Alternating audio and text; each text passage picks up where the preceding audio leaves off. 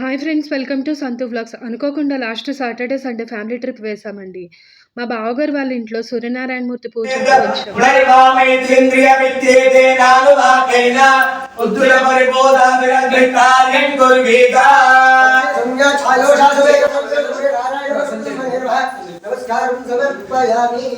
ఈ పూజ తర్వాత అందరం మా బావగారు వాళ్ళ స్కూల్ చూద్దామని వెళ్ళామండి. ఇది కేసీపీ సిమెంట్ ఫ్యాక్టరీకి వెళ్ళే రూట్. దీనికి రైట్కి తిరిగితే స్కూల్ వస్తుంది. ఇది కేసీపీ సిమెంట్కి సంబంధించిన మేనేజ్మెంట్ స్కూల్.